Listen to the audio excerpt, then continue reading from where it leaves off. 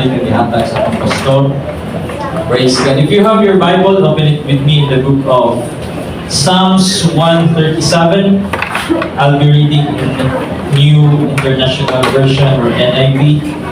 By the rivers of Babylon we sat down. There we wept, we remembered Zion. On the willows nearby we hung up our harps. Those who captured us told us to sing. They told us to entertain them. Sing a song about Zion. How can we sing a song to the Lord in a foreign land? Naitap na mga igsoon, I'll be preaching in this subject, Still I Will Praise. Tuyo sa mga pagsulay, Still I Will Praise. Tuyo sa kagulanan, Still I Will Praise. Tuyo sa mga problema mga igsoon, Still I Will Praise. Ako ninyo, si Pastor sa mga pagkakot sa bugang panalangin sa puno sa Diyos. Dalaygon ng Diyos sa pagkausapan ni Panginoon, among ginadalo pag among mga kaugalingon diha kanimo, sang nito Diyos, ang tanan ng kahimuan na anak ng iyong diha kanimo Ginoo. Busa ko mga pagampo kay ikaw Ginoo magapanalangin, ikaw magagamit ang Brother Carl karon bisan pa sa pagwali sa imong mga pulo Diyos. Dihugi ang iyong mga ngabil o dila, iyami ang iyong pangunahuna Ginoo, natuguti o Diyos ang imong kabubuton, katuyuan, o kung sa man ang minsahe mo anang kanamo, mao may padayag diining kamuntagon. Tagbuha, tagbawa Ginoo ang paginahanglan namo sa imong mensahe, sa imong mga pulong o sa imong presensya. Busa tanan Dios, amo lamang ipihan, amo ituyan, amo isalib diha kanimo sa imong gamahanan ug langitnon nga pangalan. In the name of the Lord Jesus Christ, I pray. Amen and Sa amen. mga sapatong kalampakan ng Diyos, thanks God. Hallelujah, hallelujah. You may all be seated. Pakainin na ko sa pagpanglingkod. Still, I will praise. If there's one thing that all of us have in common, it's this: life doesn't always happen the way we expect. Usahay maayo kayo ang dagan sa kinabuhi. Everything is going according to plan. Nindot ang trabaho, healthy atong pamilya, naay peace sa panimalay, naay blessings nga nag-aabot, murag everything is falling into place. Pero kabalupod ta nga dili pirmi, ingana ang kinabuhi. Amen? There are seasons when everything seems to fall apart. Naay mga panahon nga murag sunod-sunod ang problema. Naay disappointment, naay losses, naay mga balatian, naay unanswered prayers, naay uncertainty. Ug usahay, murag dili na nato mailhan ang atong kaugalingon tungod sa kabugat sa atong mga giagian. And truth to be told, daghan kayo karon makaingon nga lisod yun usahay ang pagdayeg sa Ginoo. Let me say that again, praise is not always easy. Naay mga higayon nga ang worship leader mo ingon, let's lift up our hands into the Lord, but honestly, usahay lisod kayo ipataas ang atong mga kamot. Not because we don't love God, not because we've stopped believing, but because we're carrying something heavy. Naay mga Sunday nga ang pag-abot pa lang sa simbahan, victory na daan. Kaya usahay ang pinakalisod nga buhaton mo ang pagbangon gikan sa imong daanan. Ug moingon ka, Lord, musigbag hapon ko, bisan bugat ang akong gibati. Maybe nobody knows what you've been carrying this week. Nobody knows the tears you've cried before coming to the church. Ang makita sa mga tao ang imong smile. Smile daw, babe. Magwak na kung nakita yung smile.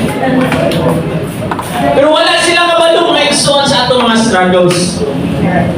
Because this world has a way of putting us in a situations where even saying hallelujah becomes difficult.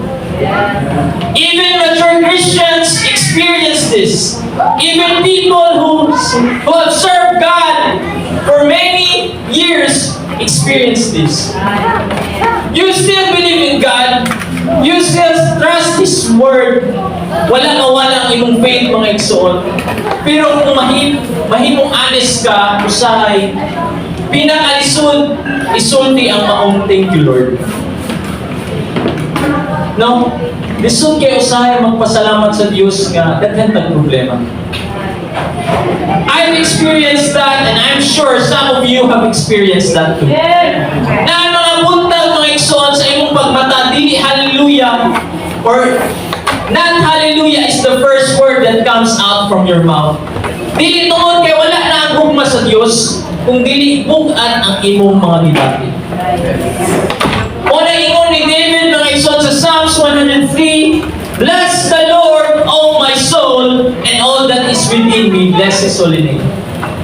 Notice this, David wasn't talking to other people. He wasn't talking to the congregation. He was preaching to himself. Murag ingnan niya ang iyang kaugalingon, self, padayon gihapon ug dayon sa Ginoo. Because sometimes the greatest battle isn't the battle around you, it's the battle within you. Usay ang imong pinakadakong away, dili ang problema, kung dili ang pag-convince sa imong kaugalingon nga mupadayon gihapon sa pagdayon sa Ginoo.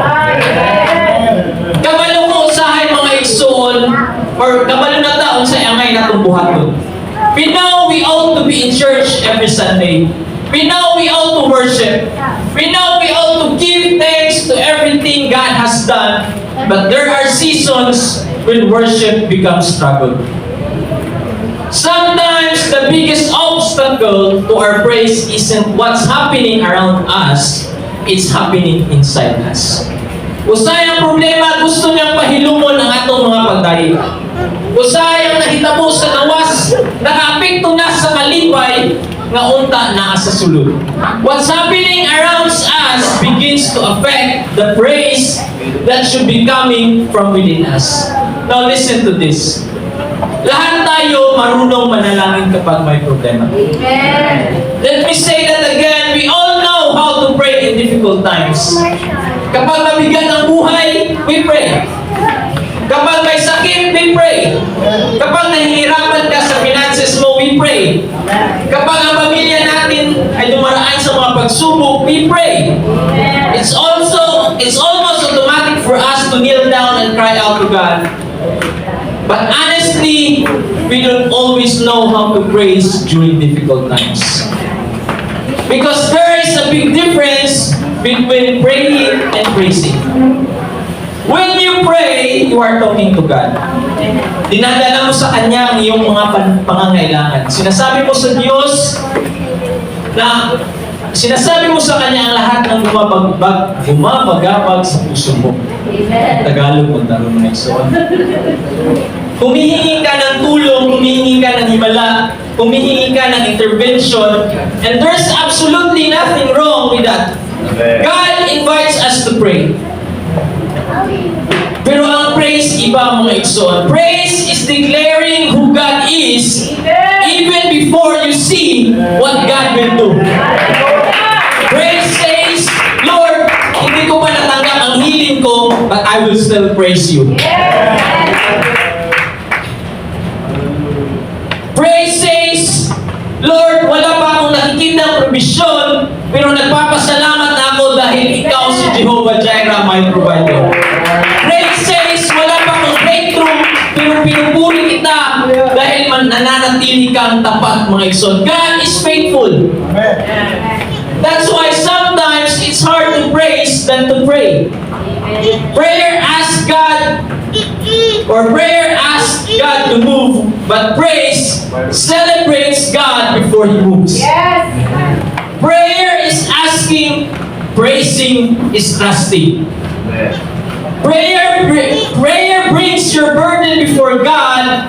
Praise celebrates His goodness before miracle arrives. Prayer asks for an answer. Praise declares that God is faithful even while the answer is still on the way.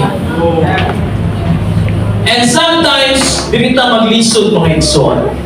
How do you declare the certainty of God while living in an uncertain situation? Paano ka magpupuri kung hindi mo alam ang mangyayari sa buhay mo? Paano ka magpupuri kung hindi mo alam ang mangyayari bukas? Paano ka magsasabing salamat, Lord, kung hindi mo pa alam kung paano ayusin ng Diyos ang sitwasyon? Paano ka awit kung walang breakthrough. But hear me, church, even in the middle of uncertainty, God is still certain. Maaring uncertain ang sitwasyon mo ngayon, pero hindi uncertain ang Diyos.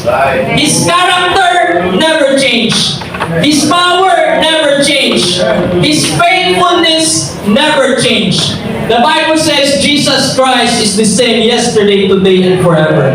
Siya ang Diyos noon, siya ang Diyos ngayon, at siya pa rin ang Diyos magpakailanman. He was, He is, and He is to come.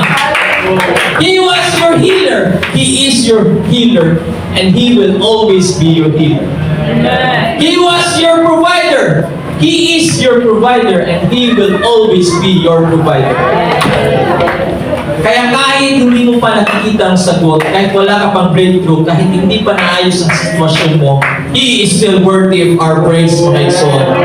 Hindi ko sinasabing madali ang buhay, but this is the kind of praise that delights the heart of God. Because anyone can praise God after miracle, but it takes a genuine faith to praise God before the miracle. Anyone can worship the breakthrough, but mature faith says, Lord, even when I'm still waiting, even when I'm hurting, even while I don't understand what you're doing, you are still worthy of my worship. And that is exactly where Psalms 137 brings us today. It introduced us to a group of people who love God, who believe in God, yet found themselves asking one painful question. In verse 4, it says, how shall we sing the Lord's song in a foreign land? Before we answer that question, let's go first to the background of Psalms 137. In Psalms 137, or the Psalms verse or chapter 137 was written during one of the darkest moments in Israel's history. Around 586 BC, the Babylonians under King Nebuchadnezzar conquered Jerusalem. They burned the temple, tore down the walls, destroyed the city, and killed thousands of Israelites. Imagine that for a moment, everything they loved was gone. Their homes were destroyed, their temple, the very symbol of God's presence, was burned. Their freedom was taken away, their nation was reduced to ruins. Kung dili lang ka na mga igsoon, the Babylonians were strategic. Wala lang nila i-capture o bisan kinsa lang mga igsoon, random people, but they took the best and the brightest. The skilled craftsmen, the educated, the musicians, the young leaders, the people who could contribute Babylon's success. Kini sila mga igsoon ng Israelite, itawag na silang exile, kaya wala sila sa ilang lugar. Wala na silang OFW. But an OFW chooses to work abroad to bless his family. But the Israelites, mga igsoon, were forced to work for the very nation that destroyed their own. Every day they woke up, they were helping build the kingdom of their enemies while remembering the kingdom they had lost. Can you imagine the pain? One day, news reached them that Jerusalem had been completely destroyed. The people was gone, the walls had fallen, the gates had been burned with fire, and the city they loved was nothing but rubble. In Psalms 137 verse 1, it says, by the rivers of Babylon, there we sat down, yea, we wept, when we remembered Zion. Notice the progression. They sat down. Usahay, kung bugat kaayo ang imong pinadala mo, dili na ka makatulog. Dili tungod kay wala ay faith, kung dili bugat na kaayo ang imong gibati. Amen? Then the Bible says they wept, or we wept. They didn't cry because they are weak. They cried because they loved Zion. They loved God's presence. They loved the place where they worship. They loved what they had lost. In verse 2, it says, we hung our harps upon the willows. Harp represented worship. Harp represented joy. harp represented praise. Pero karon, they were no longer playing their instruments. They hung them on the trees. Murag ilang ginaingon, Lord, wala na mi awit. Wala na mi kusog sa pagdayeg. Wala na mi gana sa pagsimba. Pabati ba na nato usahay mga igsoon nga murag wala na gana isimba sa Dios. And as if there wasn't enough or their suffering wasn't enough. Sa dihang nagahilang sila mga igsoon, ibugal-bugalan pagid sila sa ilang mga kaaway. Verse 3 says, sing us one of the songs of Zion. Imagine that mga igsoon. Habang wasak ang puso mo, may humihingi pa ng kanta. May kanta, aray, mga kanta mga igsoon. No? Samtang sakit kayo mga igsoon, kung kamo daw, namo sa kaguli, kaigaan pa mo mga igsoon, di ba yung mga bugbukan mga igsoon? Habang umiiyak ka, may nagsasabing, mag-rejoice ka naman. Habang lugmok ka, may nagtatanong, ba't hindi ka na nagpapasalamat? And finally, the Israelites answered in verse 4, how shall we sing the Lord's song in a foreign land? Church, this was not a question of rebellion. This was the cry of a broken heart. Murag ilang ginaingon, how can you expect us to rejoice while we are still in captivity? How can we sing when everything we love has been destroyed? How can we worship while we're standing in Babylon? And honestly, mao na usay ang atong binabati. Dili porket giingon sa worship leader nga atong daikon ang Dios, automatic na musinggit ta mga igsoon. Hindi porket sinabi ni pastor na lift your hands, ibig sabihin na agad ang puso natin sumamba. Because not every lifted hands comes from a healed heart. Not every loud amen comes from a peaceful soul. Not every smile comes from a joyful spirit. Kita mga Pinoy mga igsoon, may kita ingon ba na may kita magplastikanan mga igsoon. No? Bis ka na kay kalagot sa pisig ka taon, isip yapon ka. Plastic kayo mga igsoon. Pagkalikod, muna to.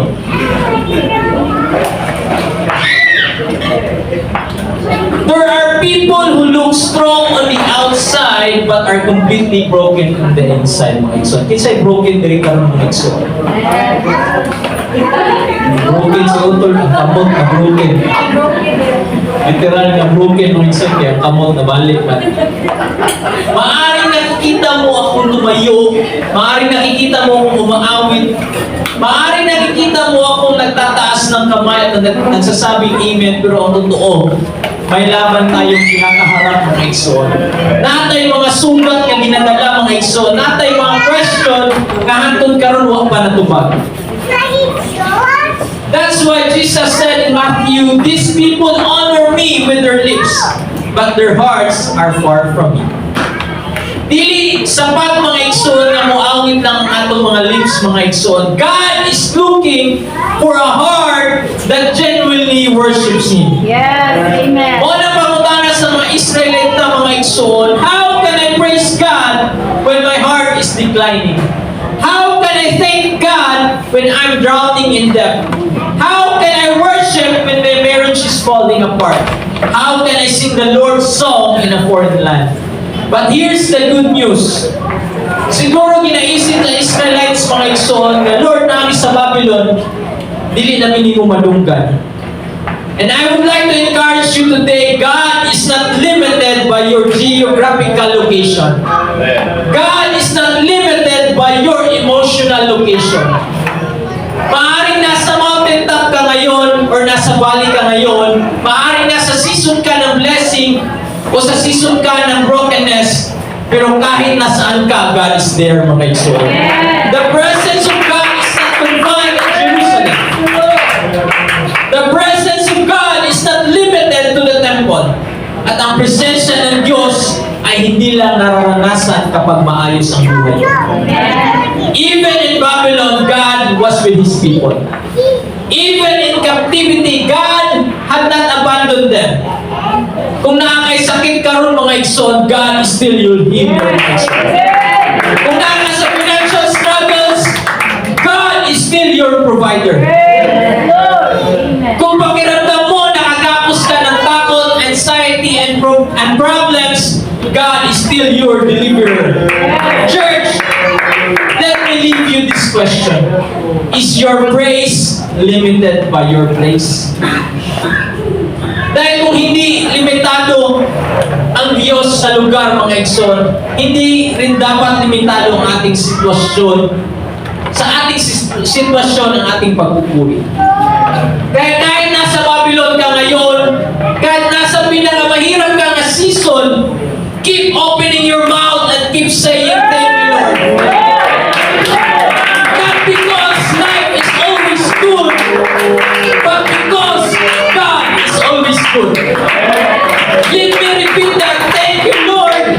Not because life is always good, but God is always good, mga igsoon. One pastor says that every gising is a blessing. Yes. Every waking moment is a blessing. Amen.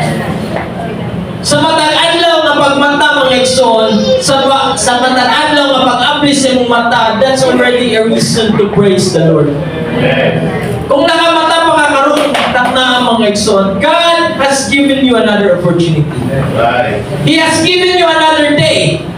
He has given you another chance, and He has given you another breath. Wala na itong ginadisregard ang mga pagsulay ng muati sa atong kasing-kasing mga igsoon or sa atong kinabuhi.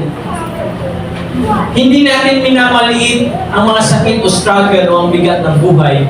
Pero kung gusto ko lang ipaalala mga igsoon nga sa ang kamatuoran nga ang our praise is not limited by our place mga igsoon. And the number one point, God is not limited by your Babylon. Right. The Israelites asked, how shall we sing the Lord's song in a foreign land? Their question is understandable, but it also revealed something they had forgotten. They thought God's presence was limited to Jerusalem. They thought worship only belonged in the temple. They thought they could only experience God in Zion. But church, one of the greatest lessons of the exiles is this: God is not limited by geography. Pili kang mapalayo sa Jerusalem, pili kang mapalayo sa presensya sa Diyos. You may be far from the temple, but you are never far from the Lord. Amen. Wala ingon ni David sa Psalms 139:7, verse 7 to 10, where can I go from your spirit? Where can I flee from your presence? David was saying, Lord, wherever I go, you are already there. Amen. Babylon is no longer just a place on the map. Babylon has become a picture of every difficult season we go through. Babylon is the hospital room. Babylon is the courtroom. Babylon is the unemployment letter. Babylon is the failed marriage. Babylon is the financial crisis. And Babylon is the unanswered prayer. Babylon is that season where you know God is real, but life still hurts. Nasayot na ang Diyos, faithful mga igsoon. Maybe that's exactly where some of us today. You came to church, you're smiling, you're lifting your hands, pero deep inside nakapaghihapon ang battle na wala, ang battle mga igsoon na wala ang nakabalo. Kung kanus ang mahuman mga igsoon. You know the songs, you know the scriptures, you know how to say praise the Lord, but your heart quietly whispers, Lord, how can I sing in Babylon?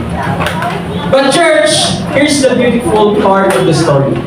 The Israelites thought the problem was the location.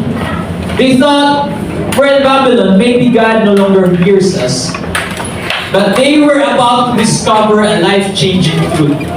God's presence has never been limited by your location. Amen. The presence of God is not confined to church buildings. The presence of God is not limited to Sunday mornings. Amen. The presence of God is not only felt when life is going well. God is just as present in your valley as He is on your mountaintop. That's why Psalms 22:3 says, God inhabits the praises of His people. The Bible doesn't say God inhabits the beautiful buildings. Wala nino ng versikulo mga igsoon that God inhabits the perfect people. Wala sa ningon ang versikulo nga God inhabits easy seasons. It says, He inhabits the praises of His people. Kung sa'yo masabot ni mga igsoon, wherever there is a genuine praise, God makes His presence known. Kaya pwede nasa ospital ka at magpuri pa rin sa Diyos. Pwede nagluluksa ka at magpuri pa rin sa Panginoon. Pwede nasa pinakamahirap na season ng buhay mo at sumasamba pa rin sa Kanya. It doesn't matter where you are right now. When you praise the Lord is there. Kaya kung asa lunay tinuod nga pagday, nausap ang presensya sa Diyos. Kung dili kinahanglan perfect ang kahimtang aron masinati ka sa Ginoong Hesus. You don't have to wait until life gets better. You don't have to wait until life becomes easy before you worship. You don't have to wait until prayer is answered before you praise. You don't have to wait until breakthrough comes before you thank Him. Because God's presence is not waiting at the finish line. He's walking with you every step of the journey. Kasagaran nato mga igsoon, kasagaran Kristohanon, sanay kayo mag-isog-isog mga igsoon. Marami sa atin sanay magkapang-kapangan. Ayaw natin ipakita sa iba na tayo ay nasasaktan. Yung kasagaran na to isog mga igsoon, wala to pinapakita sa laing tao nga nasakitan ta mga igsoon. Pero hindi tayo tinawag ng Diyos para magpanggap na nakatanga. Tinawag niya tayo para maging totoo sa Kanya. Amen. Alam kong iniingatan mo ang iyong reputasyon, pero pagdating sa Panginoon, pwede kang maging authentic. Yes. Pwede kang maging vulnerable. Pwede mong sabihin, Lord, hindi ko na kaya. Lord, I need you, Lord. Salamat pa rin sa lahat ng ginagawa mo sa buhay. Amen. Hindi ka hinuhusgahan ng Diyos dahil sa iyong kahinaan. Lalong lalapit ang Diyos sa pusong tapat at mapagpakumbaba. Listen to this church. Some of you are troubled, or some of you are in trouble, but you don't have to be troubled. Let me repeat that. Some of you are in trouble, but you don't have to be troubled. Amen. Psalms 23 says, even though I walk through the valley of the shadows of death, I will fear no evil, for thou art with me. Si David wa niingon mga igsoon na God will remove the valley. He said, God walked with him through the valley. O na mga igsoon, bisan uncertain ang sitwasyon, certain gihapon ang presensya sa Diyos. Amen. Bisan lisod ang kinabuhi, kauban gihapon nimo ang Diyos mga igsoon. David says, I will bless the Lord at all times. His praise shall continually be in my mouth.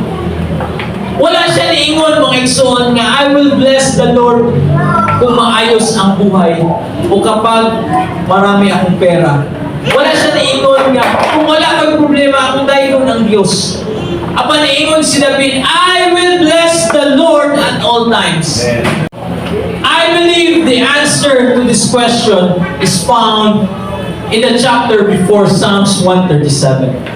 Sometimes, if you don't know how to sing, you simply need to look back.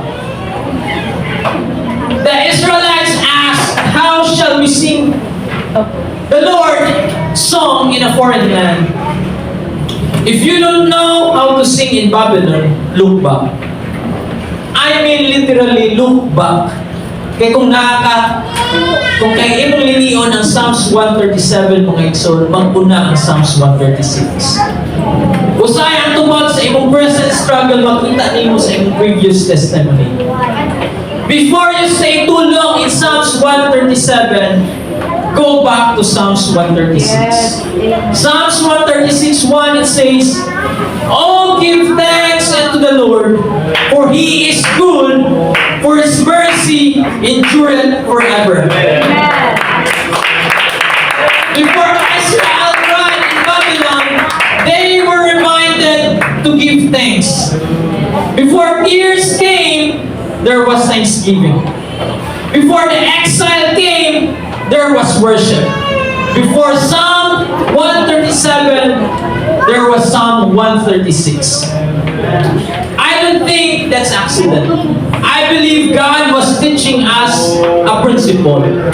When your life pushes you forward into uncertainty, faith tells you to look back at God's faithfulness. Sometimes, the best way to strengthen your faith for tomorrow is to remember what God did yesterday. Amen. Usahay mga igsoon, ang best way nga lingunon ang atong mga pagtuo o nang lingion nato ang atong mga kadaugan kagahapon. Amen. O nang daghan kaayo sa Psalms ang word na remember. Remember His goodness. Remember His faithfulness. Remember His miracles. Remember His promises. Kay dali kaayo nato mahinumduman ang problema, pero usahay malimtan nato ang mga panalangin. We easily remember what we lost, but we forget what God has already done. Yes, amen. That's why David declared, "Bless the Lord, O my soul, and forget not all His benefits." Church, let me ask you something. Has God ever healed you? Ayaw na ba ka sa Diyos? Yes, amen. Then why are you doubting that He can heal you again? Has God ever provided you before? Amen. Then why are you afraid He won't provide you again? Has God ever opened a door nobody else could open? Then why are you acting as though He's not or He's out of options? If He was faithful yesterday, He will still be faithful today. And He will still be faithful tomorrow.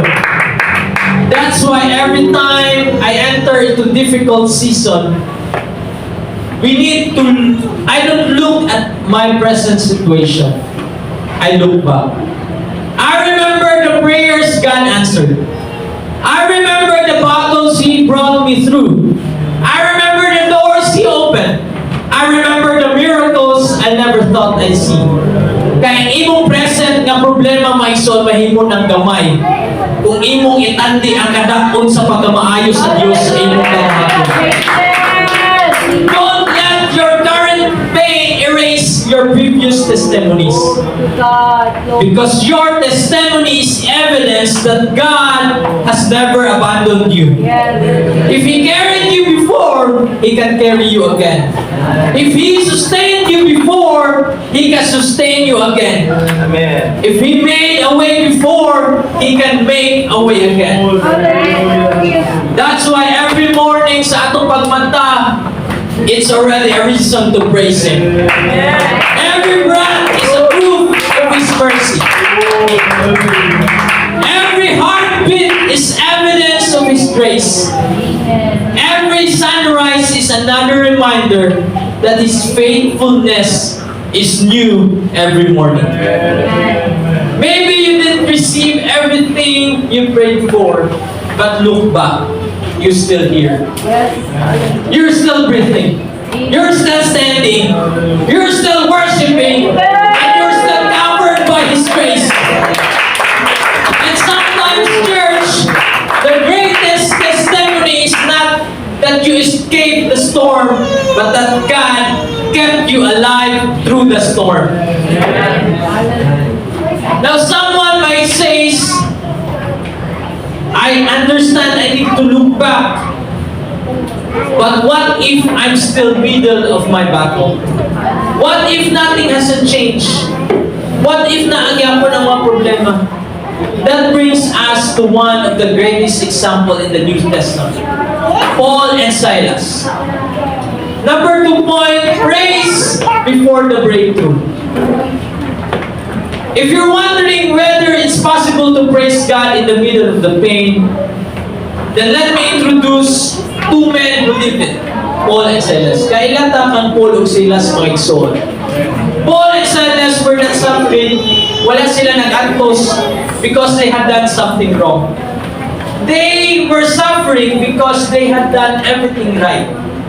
They were preaching, nagwali sila sa kamag-uran, nituman sila sa sugo sa Diyos. They were setting people free. In Acts 16, Paul cast out of an evil spirit from a slave girl who had been exploited by men who made money from her fortune telling. When she was delivered, her owners became furious because they lost their source of income. Instead of celebrating miracle, they started a riot. Si Paul o Silas, mga isong kabaluta sa istorya, they were falsely accused. They were beaten with rods. They were stripped in public.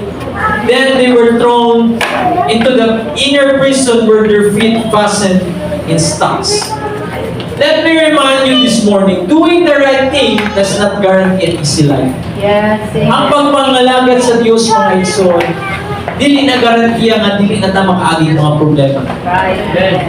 Sometimes we think, Lord, nagalagad man po nimo, ngano isabot man yun ang akong problema. Lord, faithful man unta ko sa akong mga tithes. Faithful man unta ko simba, anong isabot man ang akong pagsulay. Have you ever noticed that, mga igsoon? Nakabantay mo mo anak? Usahay pagtuon nimo sa Ginoo, murag isabot ang resistance. Murag isabot ang spiritual battle. And you start asking, Lord, sa dihang isunod ko nimo, murag isabot man ang akong problema. Church, maybe you're not struggling. Maybe you're at war. Yes. Nakasagira, mga igsoon, because the enemy is never threatened by a believer who stays comfortable. That's right. But he is threatened by a believer who is growing closer to God. Right. That's why the closer you get to God, the stronger the resistance sometimes Yes. becomes. Amen. But hear me carefully. Resistance is not always a sign that you're on the wrong road. Sometimes resistance is evidence that you're exactly where God wants you to be. Yeah. Amen. Paul and Silas were in prison, not because they failed God.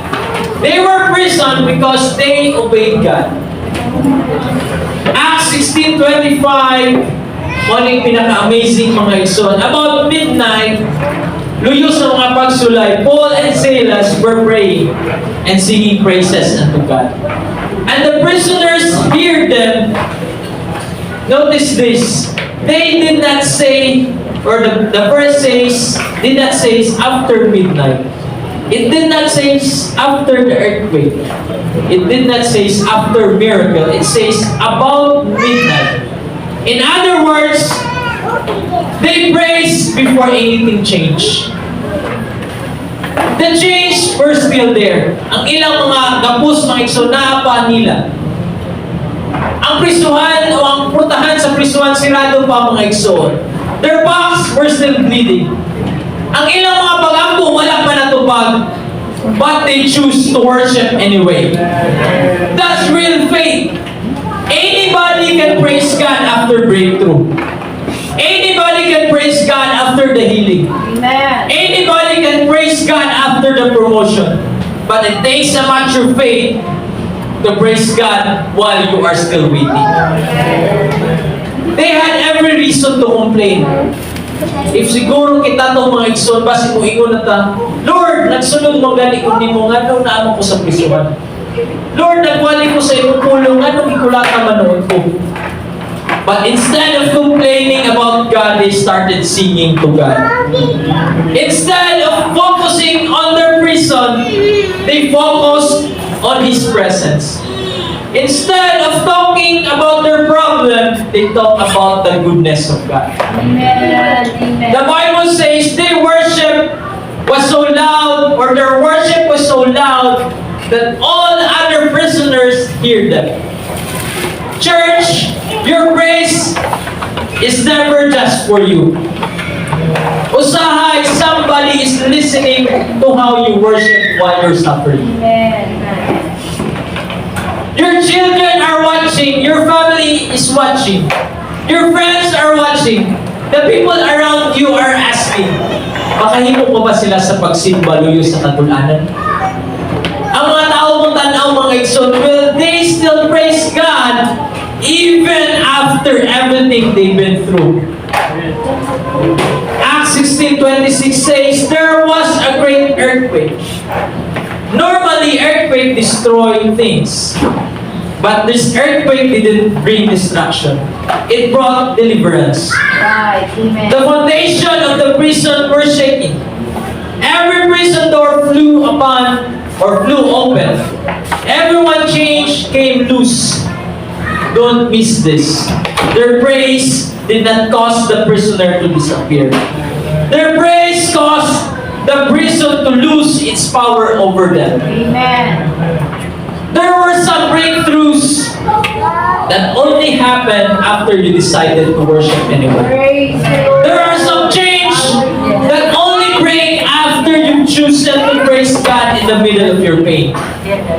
There are some doors that only open after you declare, Lord, whether you answer me today or not, you are still worthy. Amen. Lord, ayuan man ko ni mo o dili, you are still worthy. Yes. Lord, panalanginan man ko ni mo or dili, you are still worthy. Amen.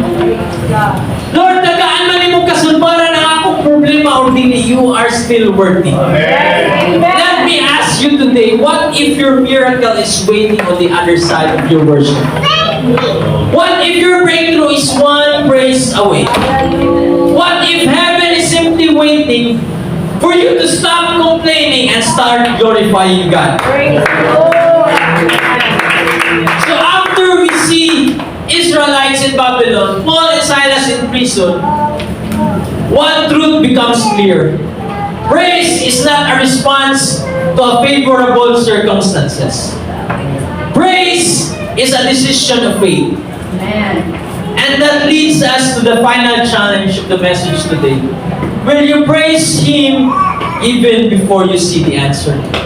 Dahil kung pabalik mo ang Diyos, bisan walay tubang ang iyong mga The highest praise is the praise that cost you something. Let me leave you with this final thought. Don't ever forget to be grateful. Yes. Amen. Especially to the God who has been faithful to you. Thank you, Jesus. Because if your praise is always dependent on your blessings, then the moment God doesn't answer Amen. one of your prayers the way you expected, you'll become frustrated. Before you know it, your praise is being controlled by your circumstances. You only praise God when everything is going well. Let's be honest, mga igsoon. Madaling magpuri sa Panginoon when things are going well. Right. Amen. Kapag healthy ang pamilya mo, madaling magsabing thank you, Lord.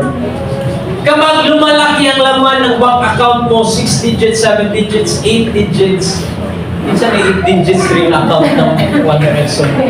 8 na presentable. Sayang kay dahil ko ng Diyos, mga iso. Kung nakakaibang ng sakyanan, nadawat ni mo ang susi sa iyong bagong sakyanan. Sayang kay mo ikon nga salamat Diyos. Kung naana ang imong balay na di pangandoy, sayang kay dahil sa Diyos, mga iso. Madaling umawit ng papuwi kapag sinabi ng Diyos o sinabi ng doktor na cancer-free na ka. But the real challenge of faith is this. Can you still praise God when life becomes difficult? Have you noticed that even when you're doing the right thing, it doesn't mean life will treat you right? Dili porke tama ang imong ginahimo, mo sayo na ang kinabuhi. Daghantag na balaan nga Kristohanon, mga igsoon, genuinely love the Lord. They are faithful in church, they are committed to God. Yet some are struggling financially. Amen. Others are battling sickness. Some are spiritually strong but emotionally exhausted. They have relationship with God, but they are still walking through painful seasons. Church, our faith in God does not guarantee a problem-free life. Ang paglapit natin sa Panginoon doesn't mean everything will always go according to plan. Hindi sa lahat ng panahon ay maaraw ang ating buhay. Amen.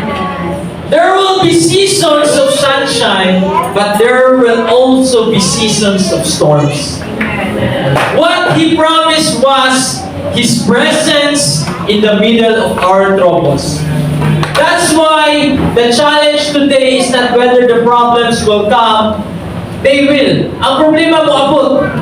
The real question is, have you already made up your mind? Wa ko na sayon sa atong mga ginaagian karon takta ang mga igsoon.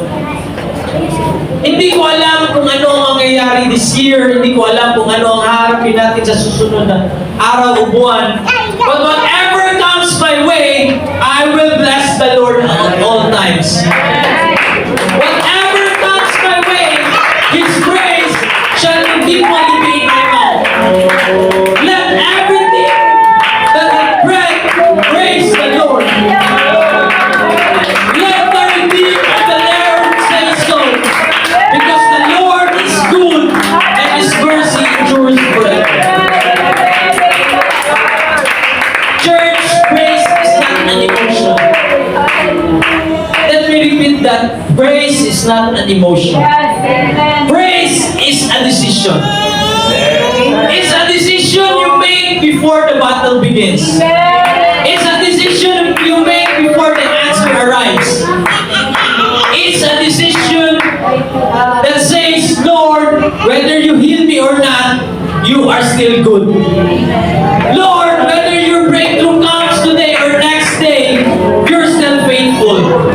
Whether I understand what are you doing or what you're doing or not, I will still worship you. Because at the end of the day, God deserves our praise, not because of what He has given us, but because of who He is. O nang ingon ni Job mga igsoon, the Lord came and the Lord has taken away. But still, blessed be the name of the Lord. That's why Habakkuk declared, though the fig tree does not blossom, yet I will rejoice in the Lord. And that's why David declared, I will bless the Lord at all times. His praise shall continually be in my mouth. I don't know what Babylon you are facing today. Huwag na sayang mga igsoon kung sa inyo ang ginatian karuntak na. Maybe it's sickness. Maybe it's financial pressure. Maybe it's a broken family. Maybe it's grief. Maybe it's unanswered prayers.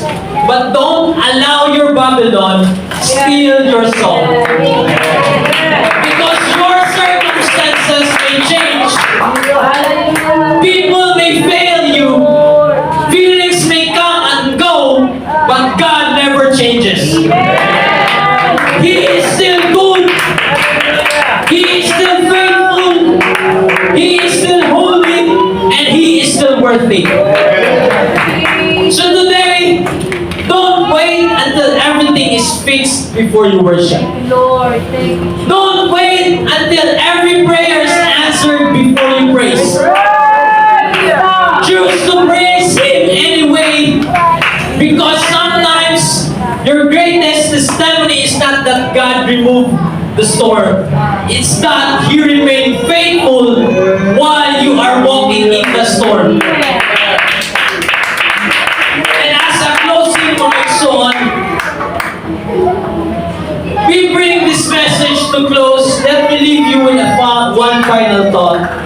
The question is not whether you will have Babylon. The question is, what will you do when you find yourself in Babylon? Because sooner or later, all of us will face a seasons of pain. Tanan na itong mga kasakit mga igsoon. All of us experience loss. All of us will experience disappointment. All of us will experience unanswered prayers. All of us will experience broken relationships, financial struggles, sickness, or uncertainty. The Bible did not promise or never promised the following, that following Jesus would exempt us from suffering. But it does promise that His presence will never leave us nor forsake us. O nga bisan unsa pa ang imong giatubang karutak na ayaw tuguting ang imong sirkumstansya, mao'y mo magbuot sa imong mga pagdayon. Don't let your circumstances declares your praise or dictates your praise. Let your praise be determined by God's character, not by your current condition. Because God is still good even when life is not. Amen. God is still faithful even when the future is uncertain. Amen. God is still worthy even when your heart is heavy. Remember this, before Psalms 137, there is Psalms 136. Again, I will remind you over and over again, give thanks to the Lord, for He is good. His steadfast endures forever. It's as if God was saying, when you reach your Babylon, don't forget what I taught you before you got there. Maybe today, you are in your own Babylon. Basin ang imong Babylon mao ang hospital. Basin ang imong Babylon mao ang marriage, mao ang financial struggles, mao ang pagkawala sa imong mga trabaho, sa imong trabaho, mao ang anxiety, mao ang depression, mao ang mga pag-ampo nga wa patubaga. But hear the word of the Lord today. Babylon may have changed your address, but it never changed God's character. Praise the Lord. He is still your healer. He is still your provider. He is still your peace. Yes. He is still your comforter. He is still your deliverer. And He is still Emmanuel, God with us. And I'm reminded mga igsoon ng karaang kanta mga igsoon as I meditate mga igsoon na kay nundong mo ng karaang kanta ng imo. Praise is what I do. Ay, kabalong mga nagkanta mga igsoon. Praise is what I do when I want to be close to you. I lift my hands in praise. Praise is who I am. I will praise Him while I can. I vow to praise you through the good and the bad. I want you to make them a personal declaration. Praise is what I do. If I'm in the valley, I'll still praise Him. If I'm in Jerusalem, I'll praise Him. Even if I'm in Babylon, I will still praise Him. Because praise is not based on my situation. It is based on my Savior. So today, lift your hands, open your heart, and let this song become your testimony before the Lord.